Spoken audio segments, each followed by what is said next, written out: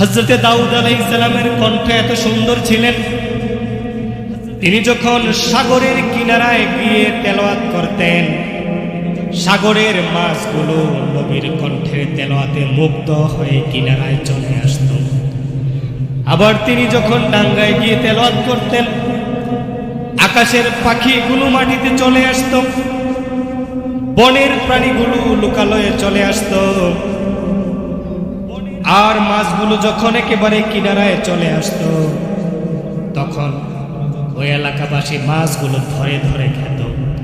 আল্লাহ রাব্বুল আলামিন আদেশ জারি করে দিলেন, শনিবারের দিনে আমার নবী দাউদ আলাইহিস সালাম তার জাবুর তেলাওয়াত করবেন, আর এই দিনে কেউ মাছ শিকার করতে পারবে না, মাছ ধরতে পারবে না। এই ঘোষণা আসার পরে পরে তিনটা দলে মানুষগুলো বিভক্ত হয়ে গেল। একদল মনে করল, আল্লাহ তো বলছে শনিবারে মাছ না ধরার জন্য, সুতরাং আমরা শনিবারে মাছ ধরব না, শনিবারে জাল দিয়ে বিভিন্নভাবে বেড়া দিয়ে মাছগুলোকে আটকায়া রাখবো, রবিবারে সোমবারে ধরব। পরেন নাউযুবিল্লাহ।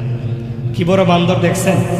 শনিবারে তো আল্লাহ নিষেধ করছে, রবিবারে তো নিষেধ করে না, এই জন্য বেড়া দিয়ে রাখবে, রবিবার আসলে রবিবারে ধরবে। আরেক দল মনে করল,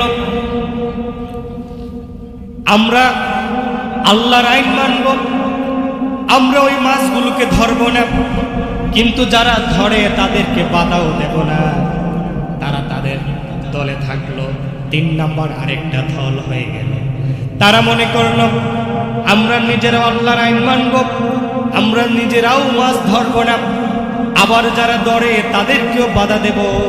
যারা আল্লাহর আইনকে অমান্য করে তাদেরকে আমরা বুঝিয়ে বলবো তারা যেন আল্লাহর আইন অমান্য না করে। এই যে অন্যায় করতেছে, এই অন্যায়ের প্রতিবাদ আমরা করব। যখন এই 3টা দল হয়ে গেল, কিছুদিন পরে আল্লাহ রাব্বুল আলামিনের পক্ষ থেকে আযাব আসলো। দেখা গেল 2 শ্রেণীর মানুষ, প্রায় 70,000 দাউদ আলাইহিস সালামের উম্মত বানরে পরিণত হয়ে গেল। এক শ্রেণী হচ্ছে যারা ওই যে বেড়া দিয়ে মাছগুলোকে ধরতো তারা,